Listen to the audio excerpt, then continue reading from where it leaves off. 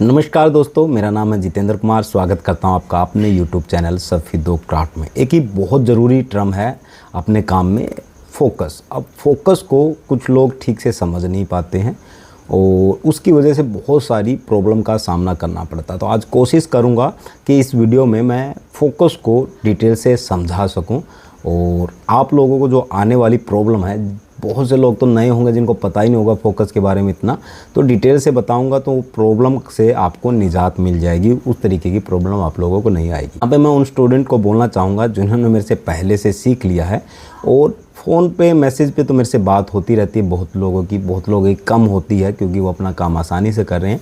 तो जो ये हमने ट्रेनिंग के कोर्स बना रखे हैं, जिन लोगों ने सीख लिया है तो उनके वहाँ पे मिनिमम से मिनिमम चार्ज पे, जिन्होंने पहले मेरे से ट्रेनिंग लिया हुआ है, तो एक्सेस दिया जाएगा। अगर कोई नया अपडेट आता है जैसे कि आजकल आ रहे हैं तो उनके बारे में टाइम टू टाइम वो सीख सकेंगे, समझ सकेंगे।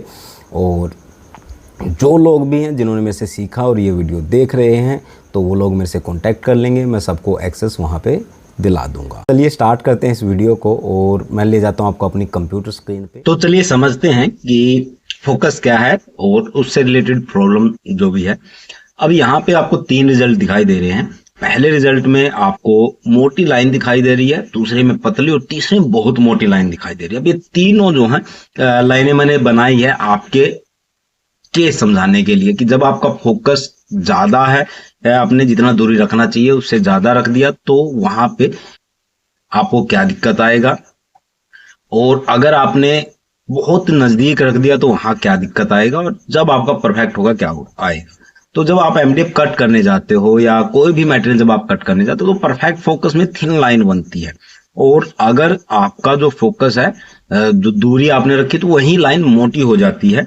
और उससे अलग आपके पास होता है कि आपने बहुत कम फोकस रखा है, बहुत कम गैप रखा है, तो उस केस में क्लोज होती है। तो अब पहले मैं समझा देता हूँ फोकस क्या होता है। देखिए, आपका जो, अगर सीधी भाषा में मैं बताऊं, जो नोजल से मटेरियल की जो दूरी है वो फोकस होती है। अब यहाँ पे कुछ लोगों के साथ प्रॉब्लम ये है कि फोकस के बारे में ठीक से पता ना होने पर वो क्या करते हैं कि सेम फोकस मतलब हर एक मेटेरियल पे चलाएंगे, चाहे 1 mm है, 2 mm। अब यहाँ पे ध्यान देने वाली बात यह है कि चाहे आपका मेटेरियल 1 mm का है, चाहे 2 mm का, 3 mm का, कितने भी mm के मेटेरियल पे आप काम कर रहे हो, फोकस आपका सेम रहेगा। और हर एक मटेरियल पे मींस नोजल से जो आपकी दूरी होती है मटेरियल की, वो आपको सेम रखनी होती है। अब यहाँ पे कंफ्यूजन कई लोगों के साथ क्या होता है कि मशीन इंस्टॉल करते टाइम कौन सा लेंस लगाया था हमें पता नहीं है, उसने जो फोकस बताया हम यूज कर रहे हैं उसमें, उसके बाद भी दिक्कत आ रही है।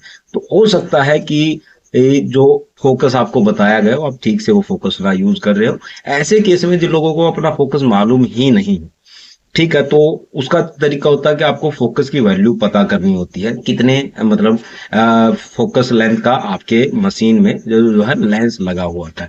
वो भी नहीं है तो कई तरीके होते हैं, रैम टेस्ट होते हैं या फिर आप मैनुअल हाइट वगैरह करते हो। उन सब परेशानी से बचने के लिए सबसे जरूरी होता है कि जब भी आपका लेंस होता है ना, जो आप लेंस लेके आते हैं, दिखा रहा हूं, तो लेंस के ऊपर फोकल लेंथ लिखी हुई होती है। जैसे ये 20 mm डायमीटर का लेंस है और इसकी फोकल लेंथ है 50.8, ठीक है, तो इतना आपको लेंथ रखना है। अब यहाँ पे दूसरा मैं बॉक्स दिखा रहा हूँ, ये वाला, ये 20 mm का ही लेंस है और 63.5 mm FL है। मतलब FL मींस फोकल लेंथ। आपको फोकल लेंथ यहाँ पे पहले से ही लिखा होता है, चाहे किसी भी ब्रांड का आप लेंस यूज कर रहे हैं, ठीक है। तो ये फोकस लेंथ क्या होती है, ये मैं समझाने की कोशिश करता हूं। यहाँ पे नोजल में आपका लेंस लगा होता है और ज्यादातर केस में यहीं पे देखने को मिलेगा। इससे आपके आगे मटेरियल तक की दूरी को ही फोकस लेंथ बोला जाता है। अब यहाँ पे, अब मैं अगर आपको एग्जांपल दूं कि यहाँ पे आपका आ गया, यहां से यहां तक का आ गया ये, अगर इसको मैं बोलूं कि ये आपका जैसे 50.8 mm का लेंस है तो ये उतना आ गया आपका, और उसके बाद ही ये आएगा। तो जो ये गैप है ये आपको पता करना था कि यहाँ पे जो गैप बचा ये गैप कितना है। ये गैप ही आपका फोकस होता है जो आपको मैनुअली हर बार सेट करना पड़ता है, क्योंकि जो परफेक्ट लेंस में आपको बीम मिलेगी वो यहाँ पे मिलेगी। तो यहाँ तक का दूरी इसी को होता है, और यही दूरी है जो आपकी, कई बार आप 5 mm 6 mm रखते हो, कुछ लोग एमडीएफ के टुकड़े लगा के यूज करते हैं। सही तरीका होता है कि इस तरीके की होती है, जिसपे आपने फोकस लिखा, काट लिया, आप खुद भी मशीन से काट सकते हो, तो काट लिया और आपने ये बना लिया। अब जब 5 mm का आपको फोकस रखना, 5 mm और 6 mm जब रखना, 6 mm, अब कहाँ 5 mm सेम लेंस है और कहाँ 6 mm रखा जाता है वो एक अलग टॉपिक है, पर ये अलग अलग लेंस की जो फोकल लेंथ होती है उसके ऊपर डिपेंड करते हैं। अब सिंपल वे में अगर आपको समझाऊं कि यहां से यहां तक की दूरी ही आपको फाइंड आउट करनी होती है, और यही एक मेन रीजन है कि लोगों को इस तरीके के रिजल्ट देखने को मिलते हैं। अब यहाँ पे इसके साइड इफेक्ट ये भी होते हैं कि आपकी कटिंग जो है प्रॉपर ना हो रही हो। तो अगर आप ध्यान से देखेंगे तो यहाँ पे देखिए एक रिजल्ट मैंने डाला हुआ है, यहाँ पे ये जो फोकस है प्रॉपर जब मार्किंग किया तो ये देखेंगे प्रॉपर मार्किंग आया, और यहाँ पे ये प्रॉब्लम मिनिमम मैक्सिमम स्पीड की वजह से आ सकती है, पर ये अगर आप बीम की चौड़ाई देखेंगे वो इक्वल रहेगी जहां भी मशीन आपकी चल रही है। पर अगर आपने फोकस आपका मिस अलाइन है, आपने ठीक से फोकस नहीं किया, तो ये यहाँ पे आपके मोटी चलेगी लेजर और ज्यादा डार्क भी हो सकती है, और यहाँ पे कॉर्नर में कुछ तरीके के डॉट बनेंगे कि जब वो घूम रहा है तो जो आपकी लेजर चल रही है तो डी फोकस के केस में, या आपका जब स्पैश है तो उस केस में होगी। यहाँ पे एक और एग्जांपल मैं आपको दिखा रहा हूँ, ये आपका फोकल लेंथ है। आप इस इमेज को देख के आप लोग सही से समझ जाएंगे। फिर रिपीट कर रहा हूँ, आपकी नोजल से जो आप मेटेरियल की दूरी रखते हो उसको हम फोकस बोलते हैं, पर फोकल लेंथ जो होती है, जो लेंस है आपका और लेंस से मेटेरियल तक की दूरी है वही मेंटेन करनी होती है। अगर इस इमेज से समझाने की कोशिश करूं तो यहाँ पे जो ये गैप बच रहा है ये आपका फोकस है, जो हर एक मेटेरियल के केस में आपका अलग अलग होने वाला है। अब इसका रीजन क्या है, मतलब अगर आप ये सही, अगर मैं बताऊं तो अगर ये सही नहीं रखते हैं तो क्या आपको प्रॉब्लम होती है, मैं सिंपल वे में आपको एक डायग्राम बना के दिखाता हूं। है क्या कि एक्चुअल में आपकी लेजर किस तरीके से ट्रेवल करती है मैं वो समझा देता हूं।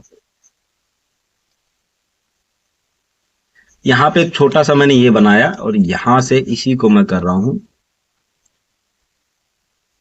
मिरर। अब अगर आप समझेंगे, जब आपकी ये नोजल से जब लेंस उसको भेजता है, जैसे लेंस में गिरा तो लेंस से गिरने के बाद नोजल की जो आपकी बीम है, जो लेजर की बीम है, वो पतली होती जाती है और एक पॉइंट पे आके तो बिल्कुल बारीक हो जाती है, और इसी पॉइंट पर आपको रखना होता है अपना मटेरियल। इसीलिए आपको जो यहाँ पे रिजल्ट मिल रहे हैं, यहाँ पे यह थिन लाइन है, ये मोटी लाइन है। अब मोटी किस किस केस में हो सकती है, जब आपका फोकस सही नहीं, मीन्स आपने यहां रख दिया तो आप समझेंगे कि आपकी मोटी हो गई, और यहां रख दिया तो यहां तक तो वो थोड़ी सी कम मोटी होगी, फिर मोटी मोटी मोटी मोटी बढ़ती जाएगी और वो फैलती जाएगी। और इसी तरीके से अगर आप कम रखते हो तो भी आपका जो आपका बीम है, लेजर बीम, वो भी मोटा हो जाएगा। अब सिंपल और सीधा सा पॉइंट है, जो आपका फोकस है वो आपको मेंटेन करना है। अब यहाँ पे कुछ लोगों के साथ दिक्कत है कि उन्हें पता ही नहीं है कि जब मशीन इंस्टॉल हुई अब तक उन्होंने लेंस चेंज नहीं किया तो कितने का लेंस लगा है। अगर लेंस को आप डब्बी से बाहर निकाल देंगे ऐसे, तो डायमीटर तो दोनों का सेम है, जैसे कि मैंने यहाँ पे दिखाया था कि यहाँ पे डायमीटर दोनों का सेम है, 20 डायमीटर और यहाँ पे 20 डायमीटर। तो आप कैसे पता लगाओगे कि यहाँ पे कि आपका फोकस है क्या है? अगर सिंपल ट्रिक बताऊं तो 5 से लेके 10 तक का, 5 से लेके 10 तक का आप फोकस ट्राई करेंगे, जिसपे बारीक लाइन आए मार्किंग में, वो आपका फोकस लेंथ है। वो अलग अलग आप इस तरीके की बना के फोकस को पता कर सकते हैं। इसको सीधा सा कट करेंगे तो आपका फोकल लेंथ आपके हाथ में है। इससे अलग भी कई तरीके होते हैं, रैम टेस्ट वगैरह, पर रैम टेस्ट में ये होता है कि आप एग्जैक्ट हाइट नापने में आप गलती कर देते हैं। तो यहाँ पे ये सिंपल सा तरीका कि आप मल्टीपल वैल्यू भरे, 5 के बाद कम करना स्टार्ट करें एक बार, फिर कम ज्यादा करना स्टार्ट करें, तब आपके सामने जो आपका फोकस को मतलब फोकल लेंथ है वो आ जाएगी। किस तरीके से आपको क्या फोकस रखना है, सबसे सिंपल तरीका है। अब ये उन लोगों के लिए जिनकी मशीन में उनको मालूम है ही नहीं, और जिसको जब लेंस चेंज करना है तो यहाँ पे आप लेंस अलग अलग लगा सकते हो। देखिए, जब बारीक से बारीक आपको रिजल्ट चाहिए होता है तो वहां पे कम फोकल लेंथ का आपका लेंस यूज किया जाता है। और जब आपको कटिंग आपकी परफेक्ट होती है, जब आपको कटिंग अच्छे से करनी है और हैवी कटिंग आपको करनी है, तो वहां पे 63.5 वाला लेंस आप यूज कर सकते हैं। ये दोनों लेंस के बारे में मैंने बताया। अब ब्रांड देखो, आप कंपनी कहीं का मेड है, वो सब अलग चीजें हैं, उन पे मैं बात नहीं करूंगा। और होपफुली मैं जो समझाने की कोशिश कर रहा हूँ फोकस लेंथ और इसके आने वाले, अब ये रिजल्ट है ना, जो ये रिजल्ट आया आपको, इसकी वजह से और भी कई सारी प्रॉब्लम आती है। जैसे कई लोग क्या है कि प्रिंटेड ऑब्जेक्ट काटते हैं, जैसे ये ऑब्जेक्ट है तो अब इसके ऊपर लेमिनेशन भी होती है, जब इसे आप कट करने जाओगे तो जलेगा भी। अब मैं बहुत सारे आर्टिकल इसी तरीके से बनाता हूँ, ये आर्टिकल हो गया, ये आर्टिकल हो गया, लेमिनेशन होती है। अगर आपका फोकस नहीं है, बहुत से लोगों को ये प्रॉब्लम आती है कि लेमिनेशन जल रहा है, तो जिन लोगों का फोकस सही नहीं है वहां पे ऑब्वियस सी बात है कि हीट बढ़ने की वजह से वो आपका जल रहा, प्रॉपर कटिंग नहीं हो रहा है। अब जैसे देखेंगे, ये भी मैंने प्रिंटिंग करके ही एक आइटम बनाया, और कहीं पे भी आप चेक करेंगे कि इसका कहीं से भी आपको दिखेगा नहीं कि कहीं से भी इसका जो लेमिनेशन है या पेपर है कुछ जल रहा है। इसके पीछे मेटेरियल का भी हाथ होता है कि जितना अच्छा मेटेरियल यूज कर रहे हैं, वो मेटेरियल भी डिपेंड करता है कि कितनी पावर लग रही है। क्योंकि मटेरियल अगर आप लेजर कट नहीं रह रहे, तो जो लेजर आर पार निकलनी चाहिए वो आर पार नहीं हो पाती है। आर पार ना निकलने की वजह से भी जो स्मोक मार्क या बर्न होने के प्रॉब्लम आप लोगों को आ जाते हैं। और एक चीज इसके अंदर होती है एयर कंप्रेसर, वो आपके स्मोक मार्क जो आपको दिख रहे हैं स्क्रीन पे, ये स्मोक मार्क को कंट्रोल करने में हेल्प करता है। तो छोटा सा पॉइंट था फोकस, और बहुत से लोग गलती कर रहे थे। मेरे स्टूडेंट को तो मैं क्लियर करा के चलता हूँ, पर उससे अलग मूव बहुत से लोगों को के कॉल मुझे आ रहे थे, तो मैंने इस पॉइंट को क्लियर करा दिया है। होपफुली आप लोगों को ये समझ में आया होगा। अगर वीडियो अच्छा लगा तो उसको लाइक कीजिएगा, आप नए हैं तो चैनल को सब्सक्राइब कीजिएगा। व्यू जिस वीडियो पर जैसे आएंगे उसी से पता चलता है कि आप लोगों को कितनी डिमांड है। पर टेक्निकली जिन लोगों के पास मशीन है, उनके लिए ऐसे पॉइंट बहुत ज्यादा जरूरी है। ठीक है, तो दोस्तों आज की वीडियो में इतना ही है। मिलते हैं किसी अगले वीडियो में किसी अच्छे से टॉपिक के साथ।